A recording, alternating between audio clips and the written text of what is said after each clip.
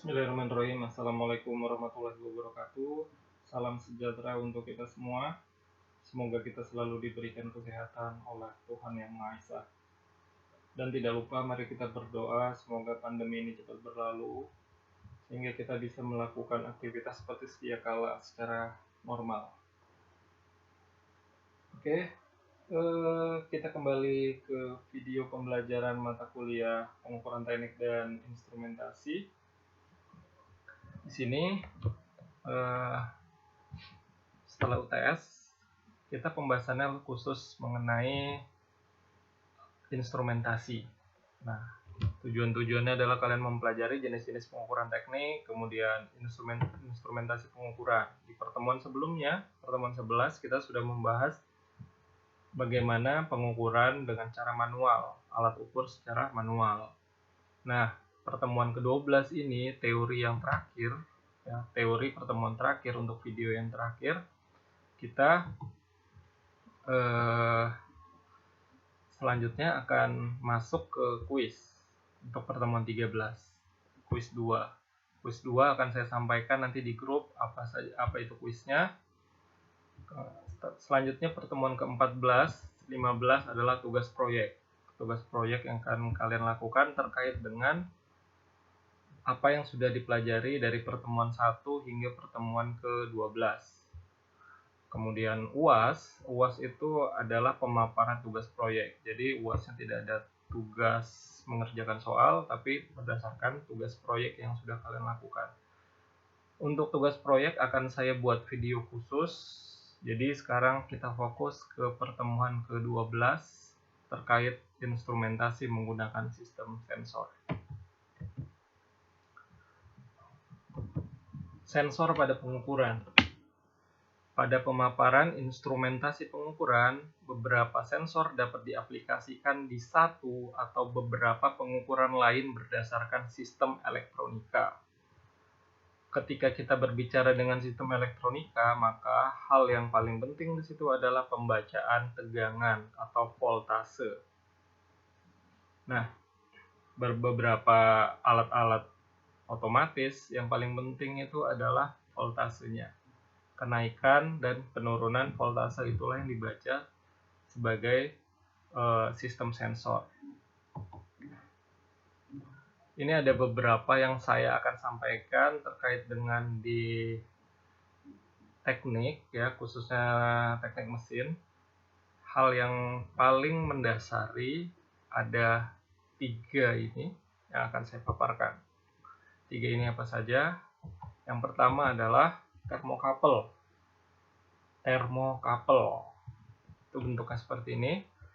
Termokapel itu adalah jenis sensor suhu yang digunakan untuk mendeteksi atau mengukur suhu melalui 2 jenis logam konduktor berbeda yang digabung dengan ujungnya. Ya, digabung pada ujungnya sehingga menimbulkan efek termoelektrik. Efek termoelektrik ditemukan oleh seorang fisikawan Estonia bernama Thomas John Seebeck tahun 1821, di mana sebuah logam konduktor yang diberi perbedaan panas secara gradien akan menghasilkan tegangan listrik. Perbedaan tegangan listrik di antara 2 persimpangan atau yang biasa disebut junction, itulah yang disebut dengan efek Seebeck. Nah, jadi ilmuwan ini, Thomas John Seebeck ini mencoba menghubungkan 2 kawat logam, sebenarnya kawat logam yang berbeda. Jadi terdapat sambungan atau junction tadi, ketika terjadi perbedaan panas, maka dia ternyata menghasilkan tegangan listrik atau voltase tadi. Nah, dari situlah yang dimanfaatkan untuk mendeteksi kenaikan panas tadi. Termokapel merupakan salah satu jenis sensor suhu yang paling populer dan sering digunakan dalam berbagai rangkaian ataupun peralatan listrik dan elektronika yang berkaitan dengan suhu atau temperatur. Beberapa kelebihan termokapel yang membuatnya menjadi populer adalah responnya yang cepat terhadap perubahan suhu dan juga rentang suhu operasionalnya yang luas yang berkisar antara dari minus 200 derajat Celcius hingga 2000 derajat Celcius. Nah, jadi ketika kalian berbicara tentang sensor suhu, berbicara tentang bagaimana cara mengukur suhu, pasti kebanyakan orang akan berbicara tentang termometer. Termometer itu digital yang sering untuk suhu tubuh ataupun untuk pengukuran skala laboratorium yang dari air raksa dan alkohol itu. Nah, sebenarnya itu dikhususkan buat badan atau kondisi air, yaitu maksimumnya 100 derajat Celcius. Lalu untuk dunia industri dengan penggunaan panas yang sangat lebih dari panas didih air, mulai dari 200 derajat sampai 500 derajat dan seterusnya, maka termometer tersebut tidak dapat digunakan. Nah, termokapel inilah yang sangat amat cocok digunakan dalam proses pengukuran temperatur yang sangat tinggi itu. Selain respon yang cepat dan rentang suhu yang luas, termokapel juga tahan terhadap goncangan atau getaran dan mudah digunakan. Artinya ketika kita berbicara tentang termometer pada umumnya, itu akan terbuat dari kaca yang sehingga yang rentan terhadap goncangan atau getaran. Jadi ketika terdapat getaran atau goncangan, termometer tersebut akan mudah rusak. Berbeda dengan termokapel. Termokapel itu tadi adalah hanya dari dua sambungan kawat yang berbeda. Ya, kawat yang berbeda yang jenisnya berbeda. Disambung hubungan sambungannya tadi, junctionnya tadi yang akan mendeteksi kenaikan suhu tadi. Nah, ini prinsip kerja termokapel. Prinsip kerja termokapel cukup mudah dan sederhana. Pada dasarnya termokapel hanya terdiri dari dua kawat logam konduktor yang berbeda jenis dan digabungkan ujungnya. Satu jenis logam konduktor yang terdapat pada termokapel akan berfungsi sebagai referensi dengan suhu konstan atau tetap, sedangkan yang satunya lagi sebagai logam konduktor yang mendeteksi suhu panas, kenaikan suhu tadi. Nah, jadi kalau kalian lihat ini ada gambar, ada ilustrasi terkait dengan bagaimana sambungan dua kawat yang berbeda. Ini junction dari sambungannya, kemudian dikenai panas. Ada logam konduktor 1 dan logam konduktor 2, kemudian ada junction lagi di sini. Nah, di sini bisa mendeteksi kenaikan suhu berdasarkan perubahan dari tegangan. Ketika kedua persimpangan atau junction tadi memiliki suhu yang sama, maka beda potensial atau tegangan yang melalui dua persimpangan tersebut adalah nilainya 0. Berarti V1 tegangan 1 sama dengan V2 tegangan kedua. Akan tetapi ketika persimpangan yang terhubung dalam rangkaian diberikan suhu panas atau dihubungkan ke objek pengukuran yang suhunya lebih tinggi, maka akan terjadi perbedaan suhu di antara dua persimpangan tersebut.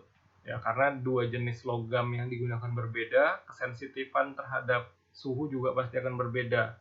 Maka di situ akan timbul perbedaan suhu yang menyebabkan terjadinya perbedaan tegangan, ada kenaikan tegangan. Persimpangan tersebut kemudian menghasilkan tegangan listrik yang nilainya sebanding dengan suhu panas yang diterima, atau P1 dikurangi dengan P2. Tegangan listrik yang ditimbulkan ini pada umumnya sekitar 1 mikrovolt sampai 70 mikrovolt. Pak, kenapa kecil sekali, Pak? Kenapa hanya 1 mikrovolt sampai 70 mikrovolt pada tiap derajat Celcius? Ya, memang sangat kecil sekali. Jadi setiap kali mendeteksi kenaikan suhu, dia terbaca hanya kenaikannya kecil, voltasenya.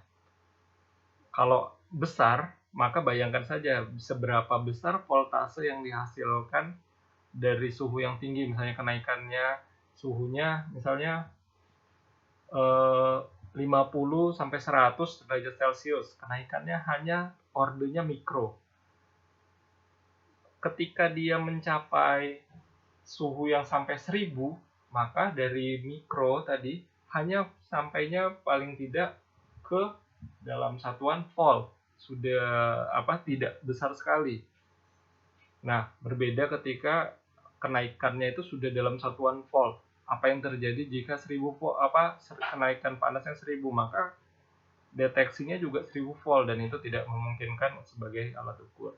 Jadi sebenarnya ini suatu keuntungan dengan deteksinya voltasenya terbilang kecil, yaitu 1 mikrovolt sampai 70 mikrovolt pada tiap derajat Celcius. Tegangan tersebut kemudian dikonversi sesuai dengan tabel referensi. Oke, kalian bisa cari tabel referensi macam-macam sebenarnya, tergantung dari termokabel, akan saya tunjukkan. Atau kalian bisa menyamakan langsung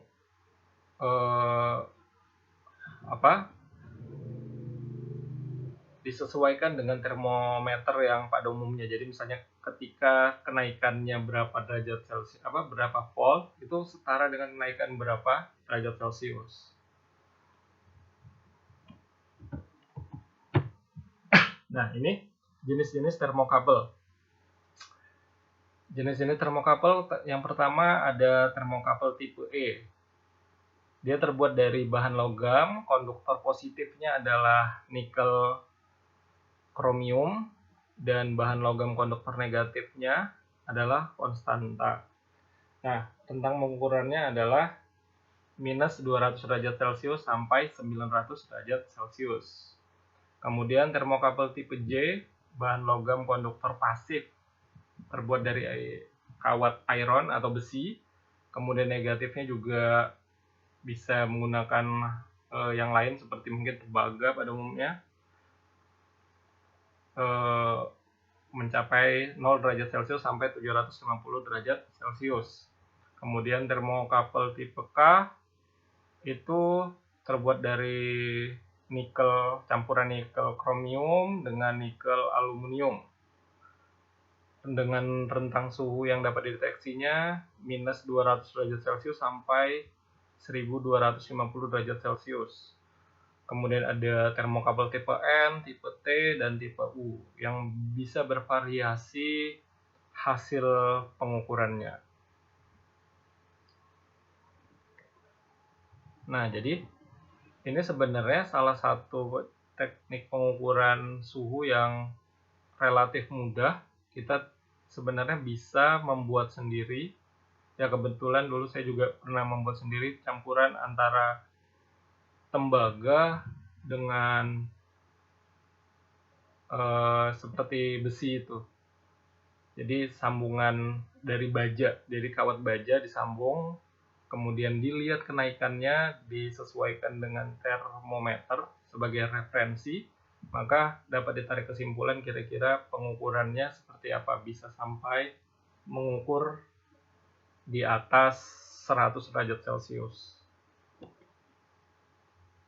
Itu tadi termokabel. Kemudian sensor yang lain yang sangat bermanfaat digunakan di industri, khususnya di ilmu teknik mesin, adalah sensor efek Hall.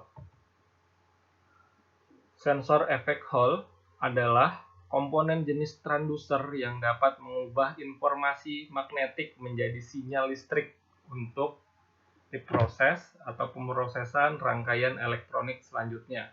Nah, jadi sensor efek Hall sebenarnya sama seperti termokabel tadi.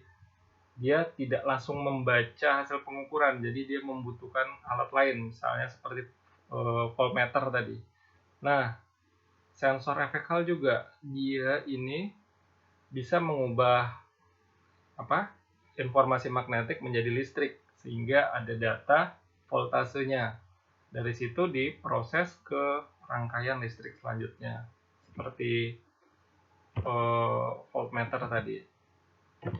Sensor efek Hall ini sering digunakan sebagai sensor untuk mendeteksi kedekatan atau proximity mendeteksi posisi, mendeteksi kecepatan, mendeteksi pergerakan, dan mendeteksi arus listrik sekalipun. Nah, jadi dengan bantuan sistem magnetik, dia bisa mendeteksi ada posisi benda yang bergerak atau posisi suatu benda tertentu, melihat atau mendeteksi kecepatannya, kemudian arahnya sekalipun, bahkan dia bisa mendeteksi arus listrik.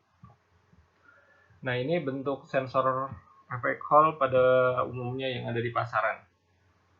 Jadi ini benar-benar transducer yang langsung dipasang dan bisa digunakan.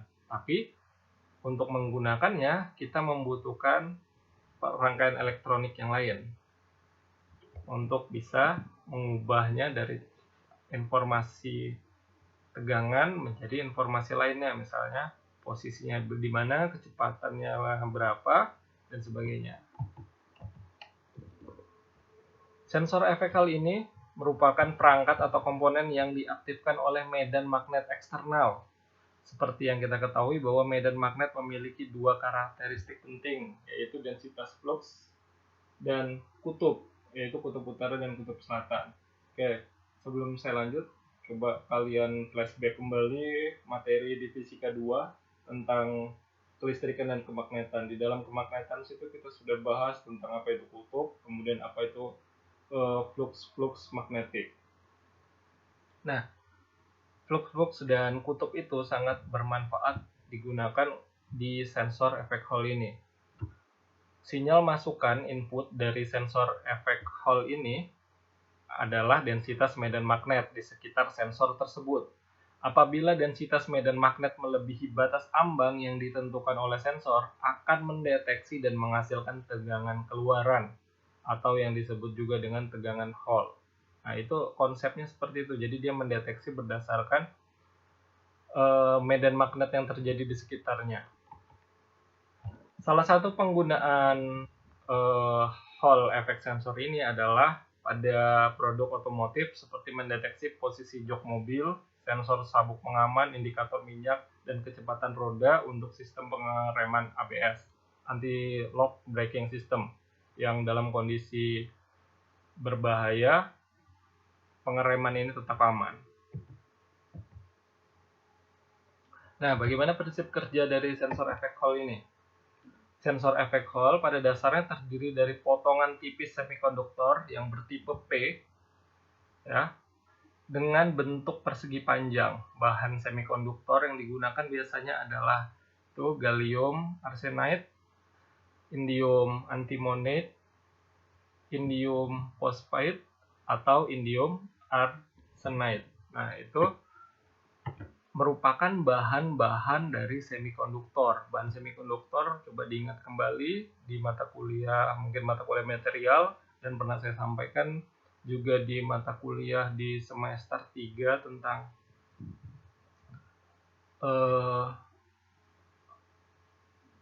alat listrik, ya, motor dan peralatan listrik. Di situ bisa saya sebutkan bahwa yang semikonduktor adalah bahan yang dapat bersifat konduktor maupun isolator. Jadi dia berposisi sesuai dengan kondisinya. Potongan tipis semikonduktor tersebut dilewati oleh arus listrik secara berkesinambungan atau terus-menerus. Nah, jadi potongan semikonduktor tadi akan dilewati oleh listrik. Ketika didekatkan dengan medan magnet, ada terjadi medan magnet. Misalnya ada benda posisi yang tertentu gitu, dia akan mempengaruhi medan magnet atau ditempatkan pada lokasi yang ada di medan magnet tersebut.